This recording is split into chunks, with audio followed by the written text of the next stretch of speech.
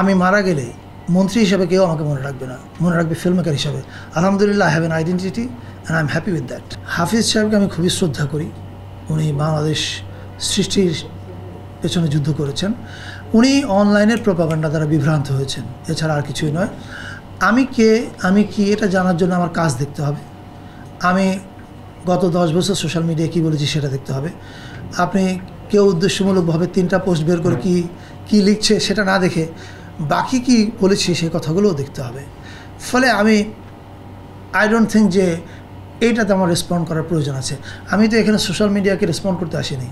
আমি মন্ত্রণালয়ে এসেছি কিছু কাজ করতে, অ্যান্ড হোপফুলি আমি কাজ করতে পারবো। আর ফ্যাসিস্টের বিরুদ্ধে তো ঝুঁকি নিয়ে আমরা 2018তেও চেষ্টা করেছিলাম, বোঝার চেষ্টা করছি সিপাহী জনতা।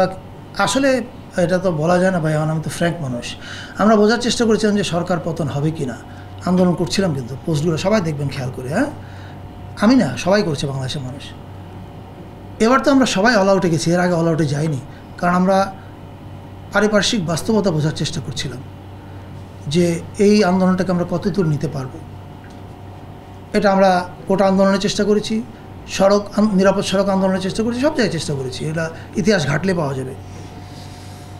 এবার আমরা বুঝেছি যে এবার হয় আমাদেরকে জয়লাভ করতে হবে, অথবা আমাদের বাংলাদেশের জন্য দীর্ঘস্থায়ী এক দুঃস্বপ্ন আসছে। সেটা জেনে আমরা 16 জুলাই থেকে নেমে গেছি, রাইট।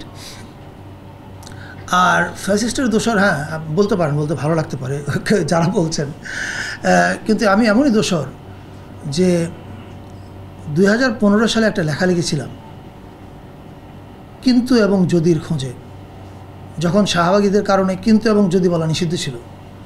ওই লেখার কিছুদিনের মধ্যেই, 4-5 দিনের মধ্যেই অন রেকর্ড আছে এটা, তৎকালীন সরকারের ক্রিমিনাল ইনভেস্টিগেশন সেল CIC আমার শুধু যে সব ট্যাক্স ফাইল তলব করছে তা না, আমাকে এবং তিশাকে হাজির হয়েছে তদন্ত করার জন্য।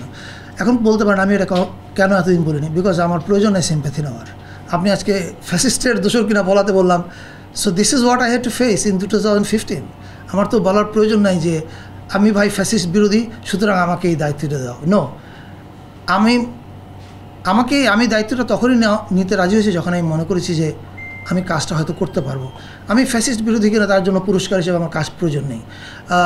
আমি ফ্যাসিস্ট বিরোধিতা করেছি আমার বিবেকের কারণে, আমার নিশ্চয়ই পদের জন্য না। এবং আপনি নিশ্চয়ই বিশ্বাস করবেন, আমি মারা গেলে মন্ত্রী হিসেবে কেউ আমাকে মনে রাখবে না, মনে রাখবে ফিল্ম মেকার হিসাবে। আলহামদুলিল্লাহ, I have an identity and I am happy with that.